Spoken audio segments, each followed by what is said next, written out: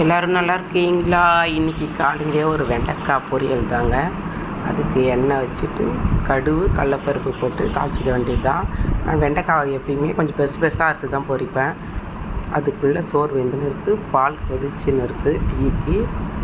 அதனால் கொஞ்சம் பெருசு பெருசாக அறுத்து வச்சுக்கோங்க. அந்த குழப்பு இல்லாமல் இருக்கும். நம்ம பெருசு பெருசாக அறுத்து பொரிச்சா குட்டி குட்டியாக அறுத்தால் கொஞ்சம் குழப்பம்னு இருக்கும் சோறு. அது பிள்ளைங்களுக்கு சாப்பிடாதுங்க சரியாக.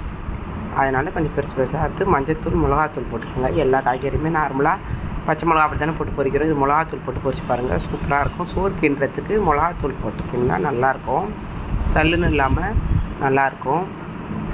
சிம்மில் வச்சிட வேண்டியது தான். அப்படியே கொஞ்சம் முருவனை மாதிரி ஆகிட்டோடனே எடுத்து இறக்கி சாப்பாடை போட்டு கிண்டிட வேண்டியதாங்க.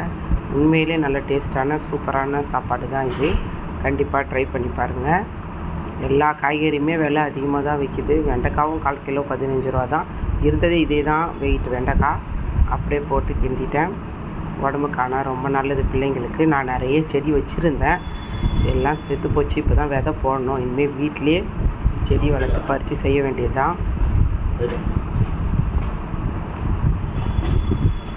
சூப்பரான சாப்பாடு ரெடி ஆகிடுச்சி.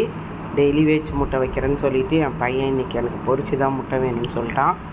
அதனால் முட்டையை பொரித்து நம்ம ஃபேவரட் மாங்காய் வறுத்து வச்சாச்சுங்க. உங்களுக்கு பிடிச்சா லைக் பண்ணுங்கள். ஓகே, டாட்டா, பாய்.